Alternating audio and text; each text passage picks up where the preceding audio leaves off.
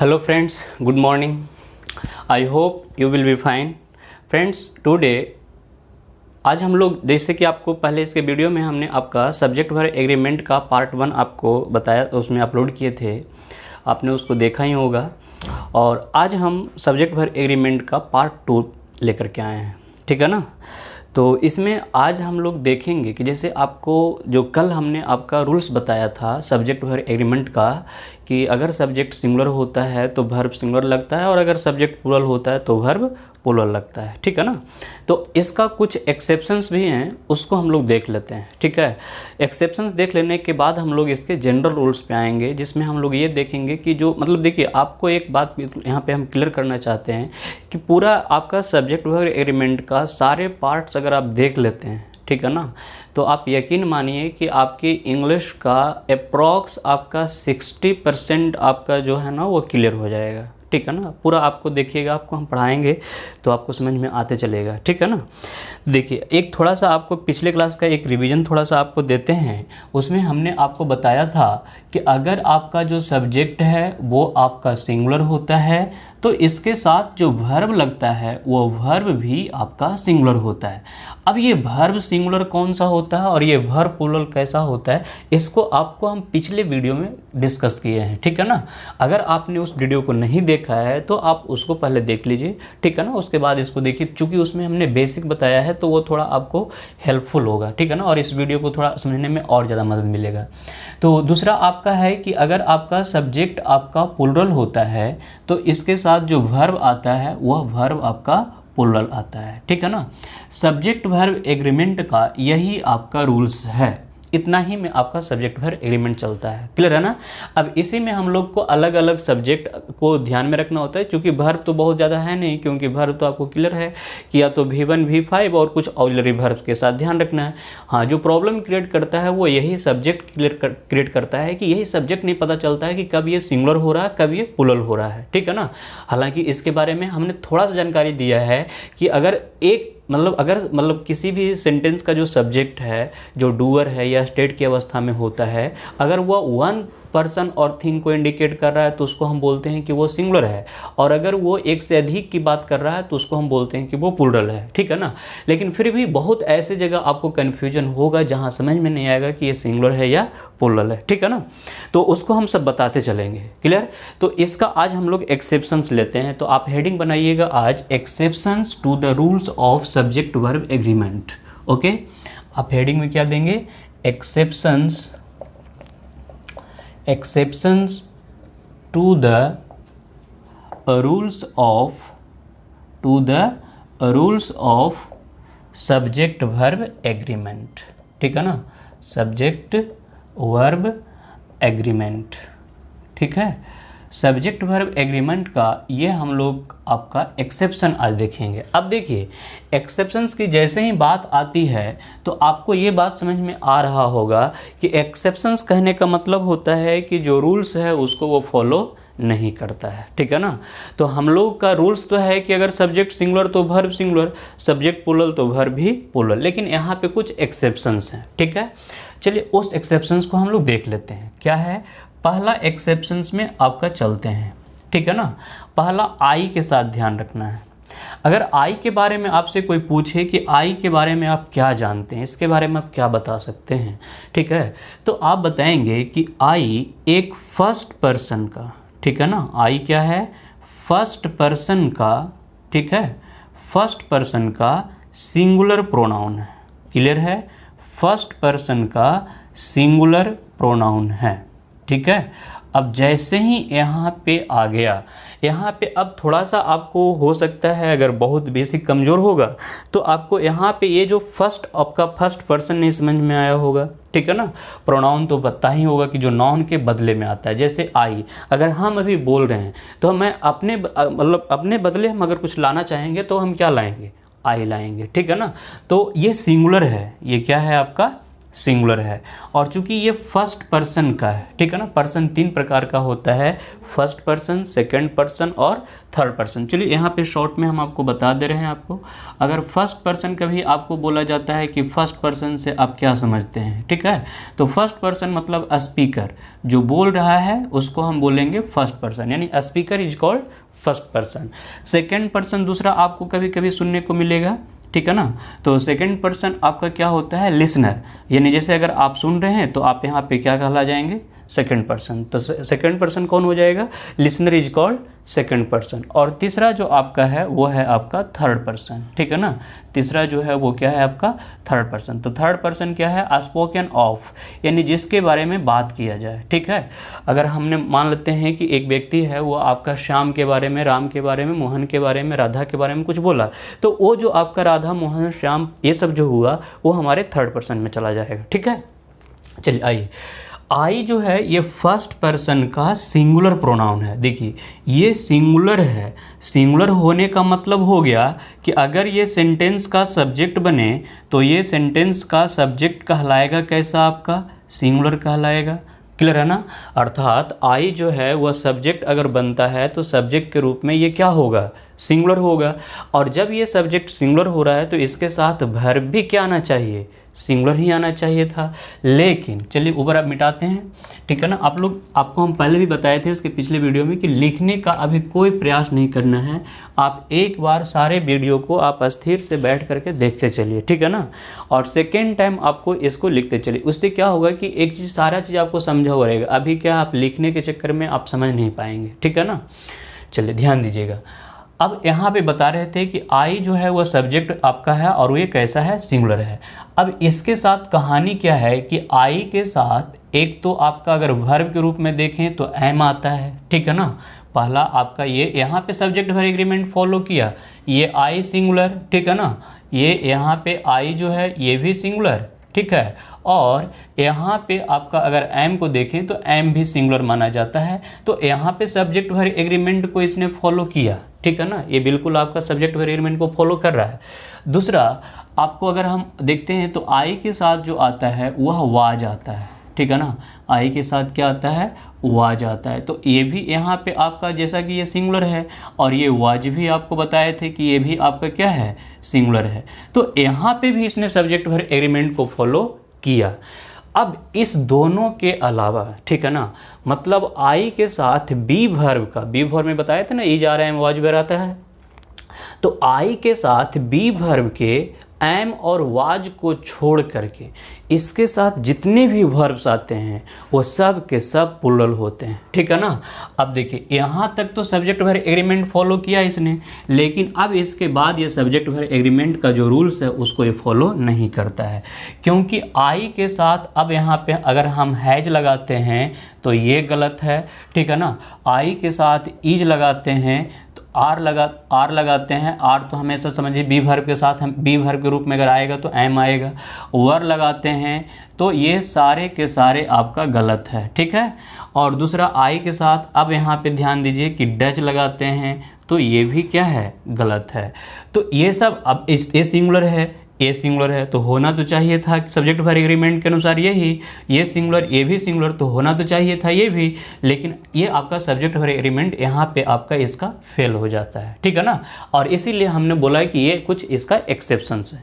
तो सही क्या होता है, आई के साथ अगर हम लगाएंगे तो हैव वर्ब को लगाएंगे, अगर डू वर्ब में लाएंगे तो डू वर्ब को लगाएंगे, और अगर लगाएंगे तो V1 लगाएंगे, ठीक है ना। आई के साथ आपको ये भी ध्यान रखना है कि V5 भी लगाना क्या होगा, गलत होगा, ठीक है। तो अगर संक्षेप में, अगर एक लाइन में अगर अब आपको इसको याद रखना है तो आप क्या याद रखिएगा कि आई के साथ बी वर्ब के एम और वाज को छोड़कर, ठीक है ना, बी वर्ब के एम और वाज को छोड़कर आने वाले सभी वर्ब इसके साथ प्लूरल इस्तेमाल होते हैं, ठीक है ना। आई के साथ एम और वाज को छोड़कर इसके साथ आने वाला सभी वर्ब क्या होते हैं, प्लूरल होते हैं। क्लियर हुआ? तो आशा करते हैं ये कॉन्सेप्ट क्लियर हो गया होगा। ये तो बहुत ईजी टाइप का, बचपन से भी पढ़ते आए होंगे इसको, ठीक है। चलिए कुछ एग्जाम्पल भी अगर देख लेते हैं। अगर यहाँ पे अगर हम एक चीज़ और ध्यान रखना है कि अगर हम लोग प्रेजेंट में लगाएंगे तो आई के साथ सिर्फ और सिर्फ एम आता है, ठीक है ना। तो यहाँ पे आर नहीं लगा सकते हैं, आई आर, ठीक है ना, आई आर टीचिंग, ऐसा अगर हम बोलते हैं तो ये क्या है आपका गलत है, ठीक है ना। यहाँ पे क्या लगेगा एम। लेकिन एक चीज़ और आपको यहाँ पे हम बता दें, ठीक है, इसको मिटा देते हैं। एक यहाँ चीज़ आपको ध्यान रखना है कि अगर कभी दोनों एम और नॉट लगाना हो, ठीक है ना, एम और नॉट, ठीक है, एम और नॉट को अगर कंबाइन रूप में यानी संक्षेप में लिखना हो तो आप कभी भी ऐसा नहीं लिखेंगे, ठीक है। एमंट, एमंट नाम का इंग्लिश में कुछ भी नहीं होता है, क्लियर है।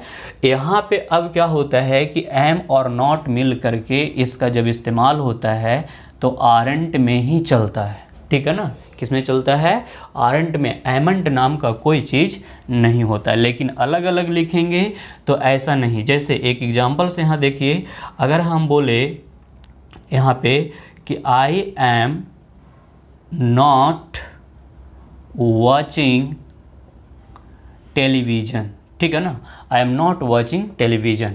तो यहाँ पे अगर हम बोलें तो ये आपका बिल्कुल क्या है, भी सही है। यहाँ अगर अलग अलग बोलते कि आई आर नॉट वॉचिंग तो यहाँ पे समझिए ये क्या है, गलत है, ठीक है। लेकिन अगर हम यहाँ ऐसा अगर बोले दोनों को कंबाइन करके कि आई एमंट वॉचिंग टीवी तो फिर ये भी आपका क्या माना जाएगा, गलत माना जाएगा, क्लियर है ना। तो जब आपका इसका कॉन्ट्रैक्टेड फॉर्म को लिखना होगा तो फिर एमंट नहीं, क्या लिखेंगे, आरंट। अर्थात यहाँ पे आप क्या लिखेंगे, आई आरंट वॉचिंग टीवी। लेकिन इसका मतलब ये नहीं समझ जाना है कि आई के साथ आर इस्तेमाल होता है, क्लियर है ना। आशा करते हैं अब आई का कॉन्सेप्ट बिल्कुल क्लियर हो चुका होगा। ओके, तो आप जल्दी से नोट कर सकते हैं या आप स्क्रीनशॉट ले लीजिएगा बाद में, ठीक है। तो चलिए नेक्स्ट आपका देखिए, नेक्स्ट आपका एक्सेप्शंस का जो हम लोग रूल्स लेते हैं वह है दूसरा यू। दूसरा है आपका क्या, यू। ध्यान दीजिए, यू जो है ये आपका सेकंड पर्सन का है। यू क्या है, सेकंड पर्सन का। अभी जस्ट बताए हैं कि second person, first person, third person किसको कहते हैं। तो बोलने वाला यानी speaker is called first person, listener is called second person. तो ये आपका यू जो है वह सेकंड पर्सन का है, ठीक है ना। और साथ ही साथ ये आपका सिंगुलर एंड प्लुरल दोनों में इस्तेमाल होता है। ये सिंगुलर एंड प्लुरल दोनों होता है, क्लियर है ना। अब देखिए रूल सब्जेक्ट वर्ब एग्रीमेंट का क्या कहता है कि अगर सब्जेक्ट सिंगुलर होता है तो वर्ब उसके साथ सिंगुलर लगना चाहिए। लेकिन ये क्या है कि यू जो है वह अपने साथ हमेशा प्लुरल वर्ब लेता है। हमेशा ये अपने साथ क्या लेता है, प्लुरल वर्ब लेता है। इसके साथ कभी भी सिंगुलर वर्ब का इस्तेमाल नहीं होता है। जबकि ये आपका सब्जेक्ट के रूप में क्या हो सकता है, सिंगुलर और प्लुरल हो सकता है। एक एग्जांपल समझिए, अगर हम बोलते हैं यहाँ यू आर अ स्टूडेंट, देखिए तो यहाँ पे ये जो यू है वह क्या है, सिंगुलर माना जा रहा है, सिंगुलर होगा। कैसे पता चल रहा है आपको, यू आर अ स्टूडेंट यानी तुम एक विद्यार्थी हो। यहाँ एक ही पर्सन के लिए इस्तेमाल हमने किया है, ठीक है ना। यहाँ पे जो हमने इस्तेमाल किया यू का वो कितने के लिए हुआ है, एक पर्सन के लिए। लेकिन फिर भी वर्ब क्या लगा है आपका, आर। यहाँ इज लगाएंगे तो क्या है, गलत है, क्लियर है ना। तो ध्यान दीजिए। अब दूसरा अगर हम इसी में बोलते हैं you are students, you are students. अब यहाँ पे ध्यान दीजिए, तो यहाँ पे जो यू है ये सब्जेक्ट कैसा बन गया, प्लुरल, ठीक है ना। तुम लोग विद्यार्थी हो, मतलब यहाँ एक से अधिक विद्यार्थियों की बात हमने की है। लेकिन फिर भी दोनों ही सिचुएशन में वर्ब ऑलवेज क्या आ रहा है, प्लुरल ही आ रहा है। तो हम बोल सकते हैं कि ये भी एक तरीके से सब्जेक्ट वर्ब एग्रीमेंट का क्या है, एक्सेप्शन है कि आपका सब्जेक्ट सिंगुलर होने के बावजूद भी वर्ब क्या आ रहा है, प्लुरल आ रहा है। ओके, क्लियर है ये वाली बात। तो ये रहा आपका सेकंड पर्सन का, ठीक है। चलिए अब इसके बाद जो हम लोग का आता है तीसरा एक्सेप्शन के रूप में, वो आपका है ऑप्टेटिव सेंटेंस, ठीक है ना। अब देखिए तीसरा आपका जो हम लोग ले रहे हैं वो है आपका ऑप्टेटिव सेंटेंस, क्लियर है ना। अब यहाँ पे आपको थोड़ा सा ये नहीं समझ में आया होगा कि ये ऑप्टेटिव सेंटेंस क्या होता है, ठीक है ना, तो परेशान होने की आवश्यकता नहीं है। ऑप्टेटिव सेंटेंस कहने का मतलब वो सेंटेंस जिससे आप विश करते हैं किसी को, आप ब्लेस यानी आशीर्वाद दे सकते हैं, ठीक है ना, विश, ब्लेस, प्रे आप प्रार्थना करते हैं, या कर्स आप श्राप भी दे सकते हैं, ठीक है ना। यहाँ पे ध्यान दीजिए, कर्स मीन्स होता है श्राप, ठीक है, प्रे मीन्स आपका हो गया प्रार्थना, और ब्लेस मीन्स हो गया आशीर्वाद, ठीक है ना, ब्लेस मीन्स आशीर्वाद, और विश मीन्स हो गया कामना, ठीक है ना। तो इस तरीके का जो भी आपका इस्तेमाल इस तरीके का होगा उसको हम बोलेंगे ऑप्टेटिव सेंटेंस। और ध्यान रखिएगा इसके लास्ट में जो होगा हुआ आपका क्या लगेगा, एक्सक्लेमेशन मार्क्स लगेगा, ठीक है।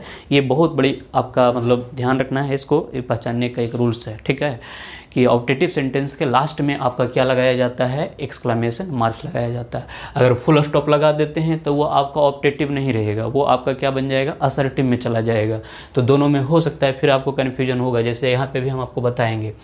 और दूसरा आपका जनरली ये जो ऑप्टेटिव सेंटेंस होता है वह में से शुरू होता है, यानी बिगिन्स विथ में, ठीक है ना, बिगिन्स विथ में, ठीक है। ये आपका जनरली किससे शुरुआत होता है, में से शुरुआत होता है, यानी ऑप्टेटिव सेंटेंस आपका जो शुरुआत होता है वह किससे शुरुआत होता है, में से। अब देखिए ये तो में एक मॉडल ऑक्सिलरी वर्ब में आ गया। अब इसके बाद जानते हैं एक रूल्स आपको याद रखना है, और ये हमेशा याद रखना है, और इससे भी क्वेश्चन आता है मॉडल ऑक्सिलरी के बाद, ठीक है ना, जब भी आपका वर्ब आएगा तो वह वर्ब ऑलवेज आपका V1 के ही फॉर्म में आएगा, और पॉसिबल है ही नहीं, ठीक है। तो मॉडल ऑक्सिलरी के वर्ब के बाद जब भी वर्ब आता है तो वह क्या आता है, V1 के फॉर्म में आता है। तो यहाँ बिगिन्स विथ में, यानी में से जब शुरुआत होगा तो जाहिर सी बात है कि अगर जो वर्ब आएगा वो क्या आएगा, V1 आएगा। तो अब सब्जेक्ट चाहे सिंगुलर हो या प्लूरल हो, और में का तो आप जानते हैं कि मॉडल ऑक्सिलरी है, तो मॉडल ऑक्सिलरी में बताए थे पिछले क्लास में, पिछले वीडियो में आपको, कि उसमें आपका कोई आपका रेस्ट्रिक्शन नहीं है, में यानी मॉडल ऑक्सिलरी को सब्जेक्ट से कोई लेना देना नहीं होता है, ओके। चलिए जैसे यहाँ पे आप समझिए, दो गो सेंटेंस हम लिखते हैं, दोनों में थोड़ा सा अंतर समझिएगा। अगर हम यहाँ पे बोलते हैं गॉड हेल्प यू, ठीक है ना, गॉड हेल्प यू, और अगर हम यहाँ पे बोलें गॉड हेल्प्स यू, ठीक है, और अगर हम बोलें गॉड हेल्प यू, ठीक है। अब ध्यान दीजिए, तीन सेंटेंस हमने यहाँ पे लिखा है, ठीक है। अब आपको थोड़ा सा इसमें दिमाग लगाना है कि तीनों सेंटेंसेज में कौन सही है और कौन गलत है, ठीक है। तो देखिए पहला अगर सेंटेंस की बात करें, ठीक है, तो ये आपका गलत है। क्यों गलत है, देखिए ये आपका फुल स्टॉप लगा हुआ है, इसका मतलब है कि ये असर्टिव सेंटेंस है, और जब ये असर्टिव सेंटेंस हो गया तो यहाँ पे आपका हेल्प नहीं, चूँकि गॉड ये जो सब्जेक्ट है ये आपका क्या हो गया, सिंगुलर, तो यहाँ पे हेल्प नहीं, यहाँ पे क्या आना चाहिए था, हेल्प्स आना चाहिए था। क्लियर है ना, यानी सही सेंटेंस क्या होता, गॉड हेल्प्स यू। क्लियर है ना, गॉड हेल्प्स यू। तो अब आप सोच रहे होंगे तो क्या ये सही है, नहीं, ये भी सेंटेंस आपका क्या है, गलत है। क्यों, अब देखिए इसमें तो गॉड सब्जेक्ट सिंगुलर है, वर्ब सिंगुलर आया ही है, तो फिर ये गलत कैसे हुआ। देखिए लास्ट में हमने बोला कि इसमें एक्सक्लेमेशन मार्क्स लगा हुआ है। एक्सक्लेमेशन मार्क लगने का मतलब हुआ कि ये सेंटेंस ऑप्टेटिव हो गया, ठीक है ना। ऑप्टेटिव होने का मतलब हुआ कि ये सेंटेंस आपका किससे शुरुआत हुआ है, में से, जो कि यहाँ पे छुपा हुआ है, कभी लिखा भी रह सकता है, कभी लिखा नहीं भी रह सकता है। ये चीज़ आपको ध्यान रखना है। तो ये पता कैसे करना है हम लोग को, ये जो आपका हम लोग यहाँ पे लगा रहे हैं मार्क्स, इससे ये बता रहा है। तो यहाँ पे ये मार्क्स फुल स्टॉप बता रहा है कि इसके पहले में नहीं है, लेकिन ये आपका जो एक्सक्लेमेशन मार्क्स है ये बता रहा है कि इसके पहले में है।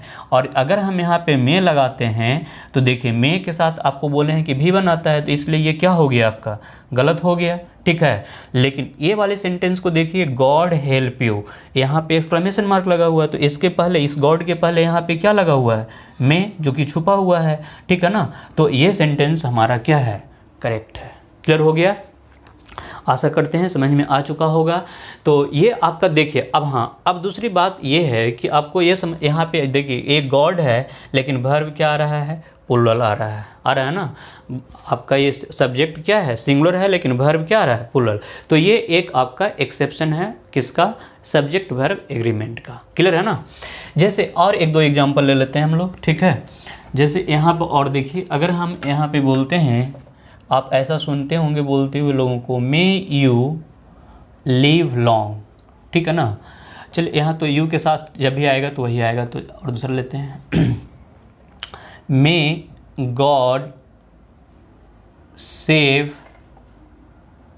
द क्वीन, ठीक है, may God save the queen. अब देखिए ये जो गॉड है ये तो सिंगुलर हो गया, लेकिन इसके साथ वर्ब आना चाहिए सेव्स, लेकिन यहाँ पे सेव्स लगाना क्या हो जाएगा, गलत हो जाएगा। ओके, चूंकि ये मे से शुरुआत हुआ, अब यहाँ पे हमने मे लिखा भी है, और यहाँ पे सेंटेंस के लास्ट में हम क्या लगाएंगे, एक्सक्लेमेशन मार्क लगाएंगे। क्लियर है ना।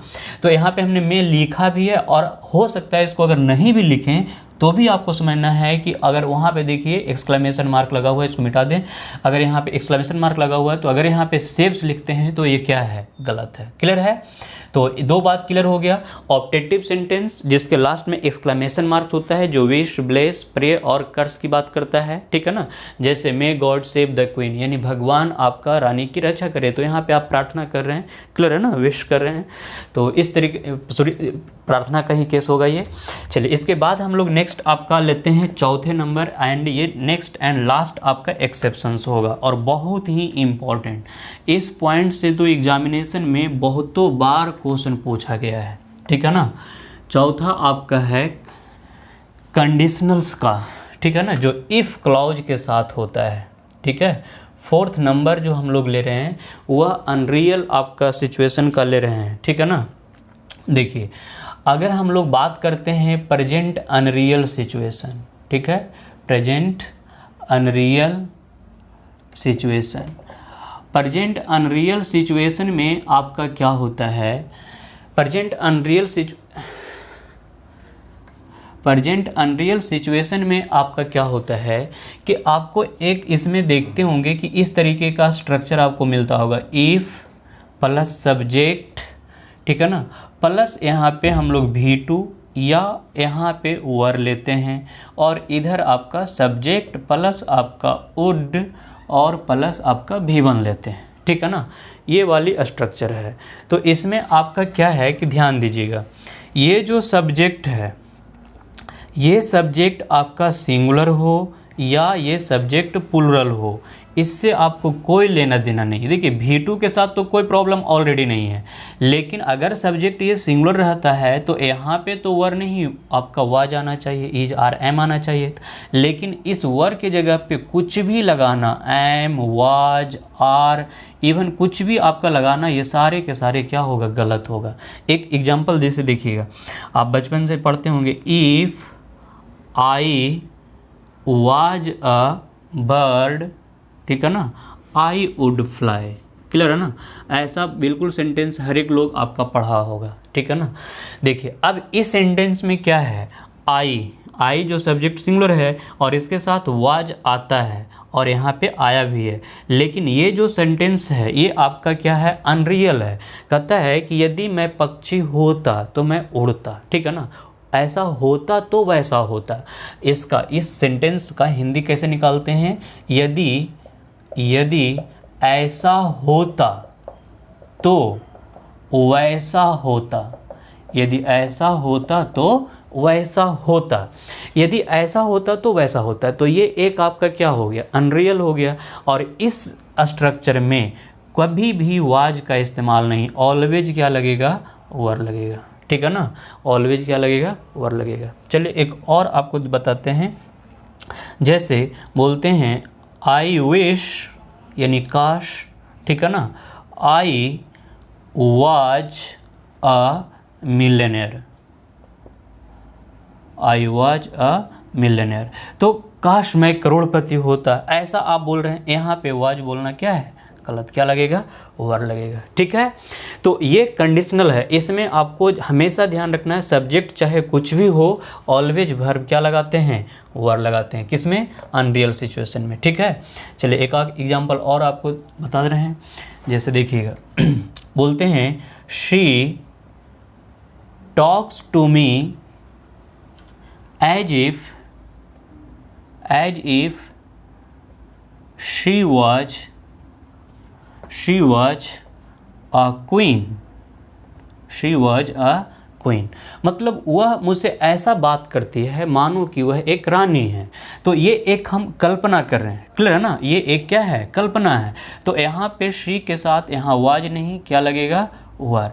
बिल्कुल यहाँ पे बहुत ध्यान रखना है, क्योंकि अक्सर ये गलती होता है और अक्सर एग्जामिनेशन में इस पॉइंट से क्वेश्चन पूछता है। ठीक है ना, कि आपका इस तरीके का दे दिया रहेगा, तो यहाँ पे आपको ध्यान रखना। और एक बात यहाँ पे ध्यान दीजिएगा कि इस तरीके का जब भी आपका आता है तो बस यही ध्यान रखना है कि मतलब काल्पनिक होना चाहिए। और काल्पनिक वाला में क्या होता है कि एक तरफ V2 रहेगा तो कोई आपका प्रॉब्लम तो है नहीं, V2 का कोई लेना देना नहीं सब्जेक्ट से, तो इसका प्रॉब्लम नहीं आता है तो प्रॉब्लम किसका आता है? इसका। हाँ, यहाँ पे टॉक्स के जगह पे टॉक्ड नहीं इस्तेमाल करेंगे, क्योंकि ये प्रेजेंट कंडीशनल इस्तेमाल हो रहा है, वर इस्तेमाल होगा, V2 इस्तेमाल होगा, वुड, लेकिन ये बात करता है किसका? प्रेजेंट अनरियल सिचुएशंस का। ठीक है ना, इसको जनरली पढ़ा किस में जाता है? इसको हम लोग पढ़ते हैं एक आपका टॉपिक बना करके, उसको बोलते हैं कंडीशनल्स। और जिसमें आपको बता दें कि कंडीशनल्स में आपका मात्र आपको 4 गो कंडीशन है वो पढ़ना होता है, आपको संक्षेप में भी बता रहे हैं। ठीक है, तो एक आपको यहाँ पे नोट करके आप देख लीजिए कंडीशनल्स में कंडीशनल क्या होता है। कंडीशनल्स में पहला जो कंडीशन होता है वह आपका कहलाता है जीरो कंडीशनल। क्या है? Zero conditional. ठीक है, जीरो कंडीशनल कहने का मतलब कोई कंडीशन नहीं होता। और इसमें क्या है कि इफ़ वाले जो क्लॉज होगा, ठीक है ना, इफ़ वाले क्लॉज में जो होगा उसमें भी आपका सिंपल प्रेजेंट टेंस होगा, यानी उसमें भी आपका प्रेजेंट टेंस ही ले लेते हैं। ठीक है ना, उसमें भी क्या है? प्रेजेंट टेंस होगा। ठीक है, और कॉमा होगा। अगर इफ़ शुरुआत में होगा तो यहाँ पे कॉमा, और जो दूसरा मेन क्लॉज होगा उसमें भी आपका इस्तेमाल होगा प्रेजेंट टेंस। क्लियर है ना, दोनों जगह आपका इस्तेमाल क्या होगा? आपका प्रेजेंट टेंस इस्तेमाल होगा। ठीक है, चलिए जैसे एग्जाम्पल ध्यान दीजिएगा।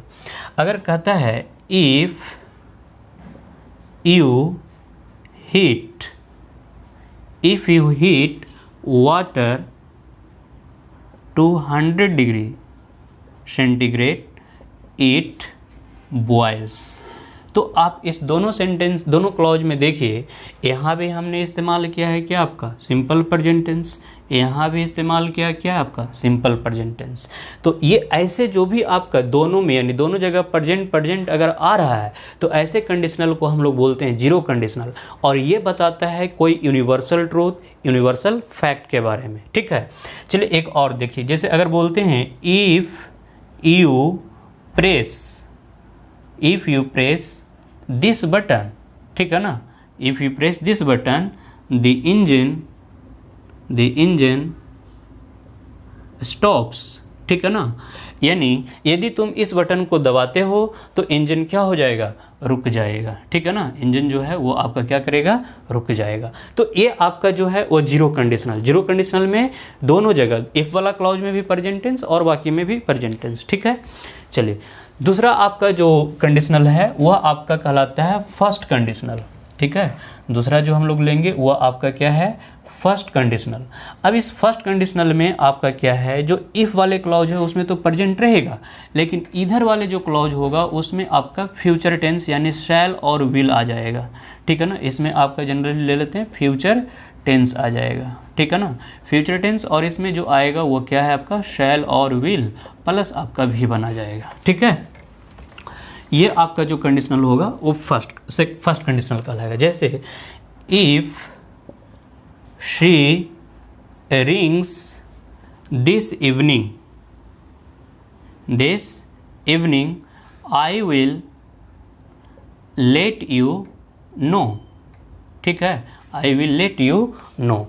अब देखिए, यदि वह आज शाम को कॉल करेगी तो मैं तुम्हें बता दूंगा। ठीक है, तो यहाँ पे आप देखिए, यहाँ पे ध्यान रखना है, इस सेंटेंस में अक्सर गलती क्या करके देगा? इफ़ शी विल रिंग करके देगा। ठीक है, जो कि आपका गलत होगा। ठीक है, जैसे अगर हम बोलें if you will come I will help you, अगर ऐसा बोलते हैं तो ये भी आपका क्या होगा, गलत होगा। यहाँ पे आपका विल कम नहीं, सिर्फ हम क्या लगाएंगे, कम लगाएंगे। If you come I will help you. तो ये एक आपका प्रेजेंट और दूसरा में क्या है, फ्यूचर। तो ये जो है आपका फर्स्ट कंडीशनल है। ठीक है, चलिए तीसरा जो आपका है वह कहलाता है आपका सेकंड कंडीशनल। तीसरा जो आपका है वो क्या है, सेकंड कंडीशनल। सेकंड कंडीशनल में जैसे कि यहाँ पे अभी हमने आपको बताया कि यहाँ पे जो इस्तेमाल होगा वह क्या है, सिंपल पास्ट। ठीक है ना, और सिंपल पास्ट में अगर जो वर्ब देखेंगे तो वह V2 आएगा, यानी यहाँ पे जो सब्जेक्ट है सब्जेक्ट प्लस V2 आएगा, और दूसरा आपका वर आएगा। वर के जगह पे कोई और नहीं आ सकता है। ठीक है, V2 आ सकता है और वर के जगह पे कोई और नहीं आ सकता है, जो कि अभी हम जस्ट बताए थे। तो ये सेकंड कंडीशनल होता है। और इधर वाले जो क्लॉज होगा, इधर वाले क्लॉज में सब्जेक्ट के बाद वुड आता है और वुड के बाद आपका भी बनाता है। क्लियर है ना, और इसी को प्रेजेंट अनरियल सिचुएशन भी कहते हैं। ये वर्तमान की काल्पनिक स्थितियों को दर्शाता है। ठीक है, चलिए और जो चौथा आपका, इस पे तो एग्जाम्पल हम लोग ले ही चुके हैं। ठीक है ना, चौथा हम लोग ले लेते हैं। चौथा जो है वो आपका है थर्ड कंडीशनल। चौथा क्या है, थर्ड कंडीशनल। ठीक है, थर्ड कंडीशनल में क्या होता है कि इफ़ वाले जो क्लॉज है, इफ़ वाले क्लॉज में आपका subject plus had plus V3 यानी पास्ट परफेक्ट का इस्तेमाल होगा। ठीक है ना, subject plus had plus V3। और इधर वाले जो क्लॉज होगा उसमें subject plus would have plus V3। ध्यान दीजिएगा, यहाँ वुड प्लस V1, यहाँ पे वुड हैव प्लस V3। इधर आपका V2 और वर, इधर आपका हैड प्लस V3। क्लियर है ना, ये जो है वो थर्ड कंडीशनल है। और ये वाली जो स्ट्रक्चर है ये पास्ट अनरियल सिचुएशन को बताता है। ये किसको बताता है, पास्ट अनरियल सिचुएशन को बताएगा। और ये वाली जो बता रहा था वो किसको बता रहा था, आपका प्रेजेंट अनरियल सिचुएशन को। ठीक है ना, ये किसको बता रहा था, प्रेजेंट अनरियल सिचुएशन। ठीक है, चलिए ध्यान दीजिए, प्रेजेंट अनरियल सिचुएशन। अब ये जो आपका है थर्ड कंडीशनल, जिसमें if plus subject plus had plus V3, subject plus would have plus V3, ये पास्ट अनरियल सिचुएशन को दर्शाता है।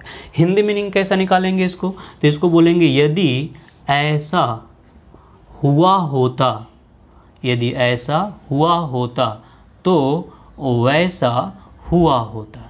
ठीक है ना, यदि ऐसा हुआ होता तो वैसा हुआ होता। ये आपका पास्ट अनरियल सिचुएशन। देखिए इसका एग्जाम्पल तो हमने आपको बता रखा है। ठीक है, इसका एक एग्जाम्पल आपको दे देते हैं कैसे आपका क्लियर हो, कैसे आपका होता है।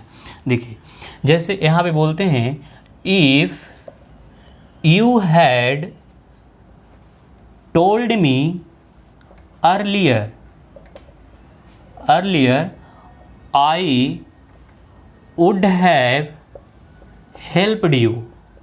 ठीक है ना, I would have helped you, मतलब यदि तुम मुझे पहले बताया होता तो मैं तुम्हें मदद किया होता। ऐसा होता है अक्सर कि जब आप किसी को बोलते हैं कोई बात तो बोलता है कि तुम ये बात मुझे अगर पहले बता दिया होता तो मैं तुमको क्या कर देता, मदद कर देता। पहले अगर बता दिए होते तो फिर बोलता है कि हम तो मदद कर ही नहीं सकते हैं। ऐसा होता है ना। चलिए एक और जैसे बोलते हैं if you had studied, if you had studied well you would have passed in the examination। ठीक है ना, in the examination। यदि तुम आपका अच्छे से अध्ययन किया होता तो तुम परीक्षा में पास कर गया होता। क्लियर है ना, तो ऐसा आपका हम बोलते हैं। तो ये हैड प्लस V3 आ रहा है, तब यहाँ वुड है प्लस V3। क्लियर है ना, ये कंडीशनल्स को हमने शॉर्ट में आपको चारों कंडीशनल के बारे में बता दिया है। वैसे एक वीडियो आपको स्पेशल इस पे कंडीशनल्स पे बनाएंगे क्योंकि इसमें बहुत सारे अभी वेरिएशंस है। ठीक है ना, यहाँ पे देख रहे हैं सभी जगह हमने वुड लिखा है। क्या आपको कुड संभव है कि नहीं, माइट संभव है कि नहीं, शुड संभव है कि नहीं, या सिर्फ इफ़ ही संभव है। यहाँ पे अनलेस आ सकता है, वेन आ सकता है, एज सुन एज, मतलब बहुत सारे वेरिएशन है, तो कंडीशनल्स पे एक कंप्लीट आपका वीडियो ही बनेगा, ठीक है ना। आगे हम उसको बनाएंगे एक अलग टॉपिक बना करके। अभी सब्जेक्ट वाइज एग्रीमेंट में हमने सोचा कि अगर इसको थोड़ा सा क्लियर कर देते हैं, अगर आप इसको याद रखते हैं तो जनरल एग्जामिनेशन में जो आपका क्वेश्चन होता है वो ऐसा ही पूछता है, ठीक है ना। आप अगर सेट बनाते होंगे तो आपको ये बात का एहसास होगा, और इस पॉइंट से तो एक क्वेश्चन बनता ही है, ठीक है ना। या तो वो कॉमन एरर में कभी पूछ दे, या इंप्रूवमेंट में पूछ दे, या फिल इन द ब्लैंक्स में रहे, कहीं ना कहीं आपका एक क्वेश्चन रहेगा, ठीक है। तो आज हम लोग सब्जेक्ट वाइज एग्रीमेंट को यहीं पे रखते हैं। ये आपका एक्सेप्शंस था। इसके बाद यानी कल जो नेक्स्ट वीडियो हम लोग लेकर आएंगे उसमें हम जनरल रूल्स को पढ़ेंगे, ठीक है ना। इसलिए आप बिल्कुल धैर्य से आप पढ़ते चलिए, ठीक है ना। पूरा आपका समाप्त होने के बाद यानी जिस दिन सब्जेक्ट वाइज एग्रीमेंट को आप एंड बोलेंगे उस दिन आपको एहसास होगा कि इंग्लिश का आधा से ज़्यादा आपका मतलब क्लियर हो चुका है, ठीक है ना। इसी तरीके से थोड़ा सा धैर्य बना करके रखिएगा। ओके, तो फिर मिलते हैं हम लोग नेक्स्ट। बाय।